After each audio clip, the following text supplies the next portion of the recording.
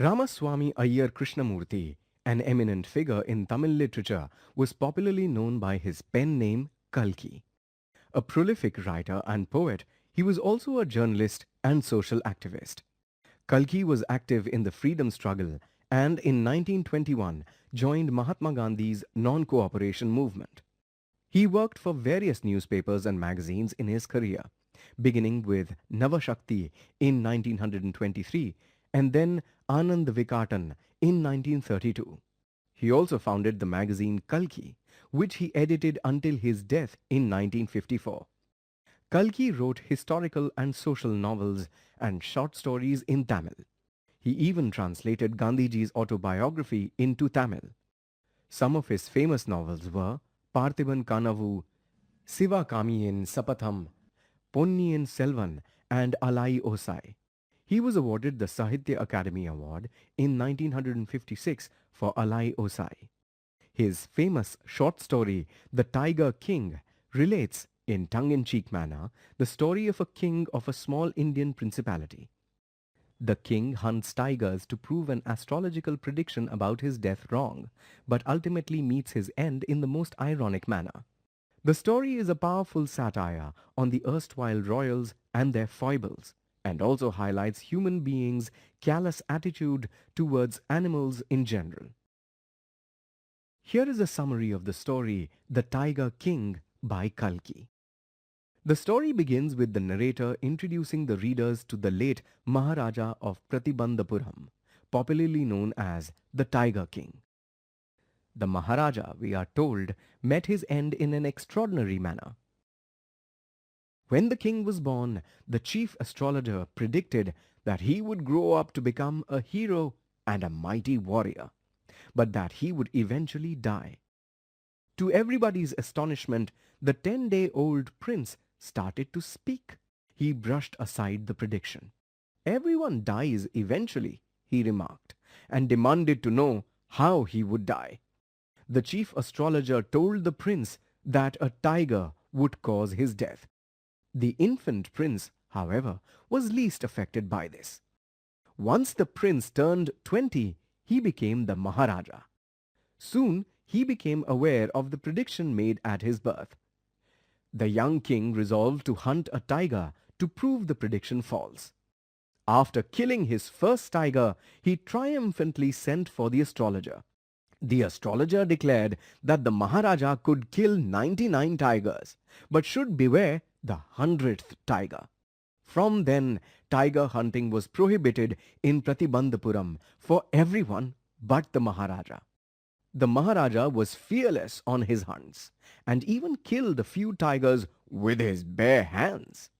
However, he neglected all his kingly duties in his obsession to prove the astrologer wrong. So obsessed was he that he nearly lost his throne when he did not allow even a high-ranking British officer to hunt tigers. Finally, a gift worth 3 lakh rupees sent to the officer's wife saved his throne. In 10 years, the Maharaja killed 70 tigers. He could kill no more as he had wiped out the entire tiger population of his region. To continue his mission, he married a princess from a state that had a large tiger population. Every time he visited his father-in-law, he would shoot 5 to 6 tigers, and soon he killed 99 tigers. Now, it became impossible to locate even a single tiger anywhere, and the Maharaja became gloomy and temperamental. News of a tiger near a hillside village turned out to be baseless. The angry Maharaja ordered his Diwan to double the taxes. The Diwan, fearing a mutiny and the prospect of losing his job, decided to do something. He had an elderly tiger that had been smuggled in from the Madras Zoo. He took it to the forest where the Maharaja was hunting and left it there. The Maharaja found the tiger and was overjoyed. He took aim and shot at his 100th innocent target. His joy knew no bounds at his win over destiny, and he ordered that the dead beast be brought to the town for a procession. Once the Maharaja left, the hunters with the Maharaja realized that the beast was not dead. The Maharaja had missed his mark, and the animal had only fainted. One of the hunters then shot the tiger, and it was paraded through the town as per the Maharaja's wishes. The Maharaja, now content, started paying attention to his family. He hunted for a gift for his son's third birthday and decided to buy a wooden tiger he saw in a toy shop. An ideal gift in his opinion. When the Maharaja and his son were playing with the wooden tiger, a tiny piece of the wood pierced the Maharaja's hand. The wound caused an infection that spread all over the Maharaja's arm. 3 surgeons operated on him, but in vain. Thus, the Tiger King was eventually brought down by the 100th tiger, a mere wooden child's toy. The main characters in the story, the Tiger King, are the Maharaja of Pratibandhapuram and the Diwan. Click each label to learn more about the characters.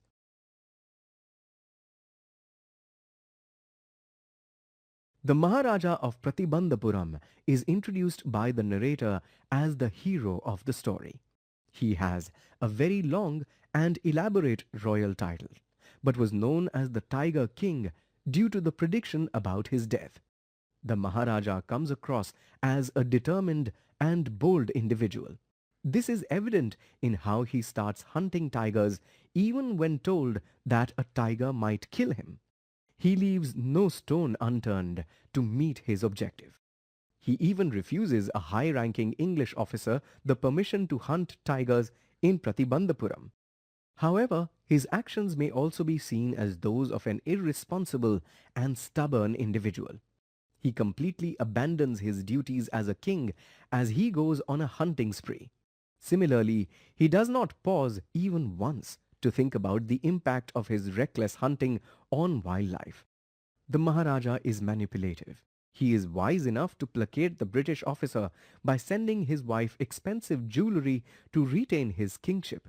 Similarly, he decides to marry from a region with a sizable tiger population only to serve his objective. The Maharaja is impulsive and temperamental.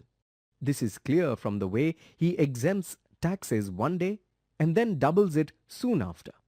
Similarly, when he is unable to find the 100th tiger, he starts dismissing his officers for no valid reason.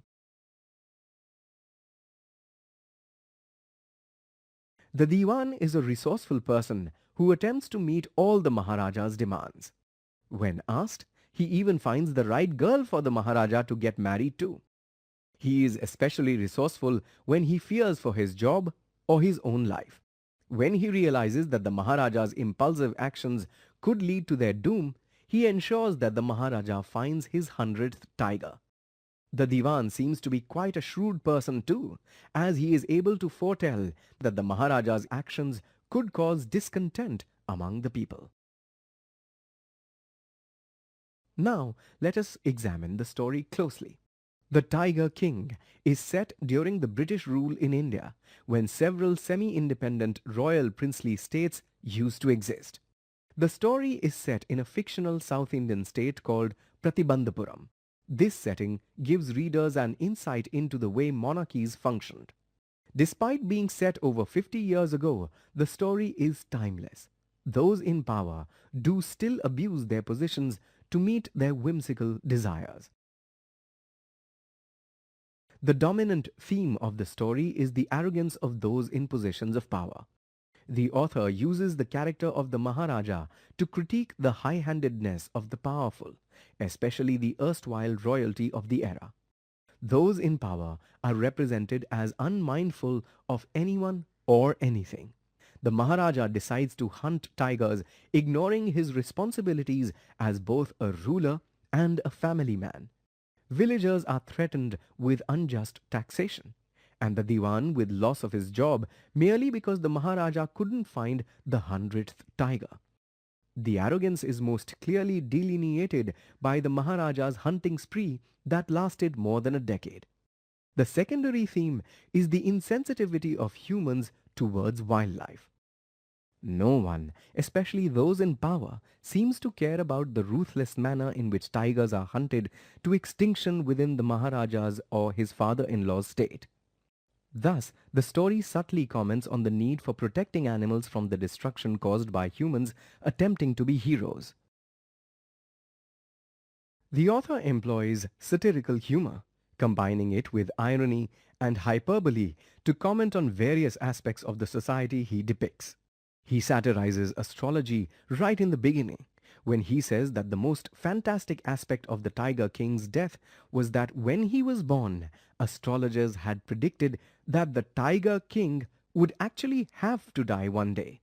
His humor is evident in the manner in which he comments on the disappearance of tigers from Pratibandhapuram, remarking that they might have run away in a desire to be killed by British hands only. The funniest instance occurs in the end when the three doctors who operate on the Tiger King simultaneously declare the success of the operation and the death of the king. The satirical humor of the narrative allows the reader to view the actions and motives of the Maharaja and his followers with a critical eye. The antics of the Diwan to ensure that the Maharaja is always happy serve to undermine the respect for the royalty which was prevalent at the time the story was written. The author employs irony both in the language and the situations of the story. For instance, in this statement, he means the opposite of what is said. The tigers had no reason to celebrate as the king could still hunt them. The other ironic aspect of the story is that despite all his efforts, strength and courage, the king is no match for a tiny wooden toy.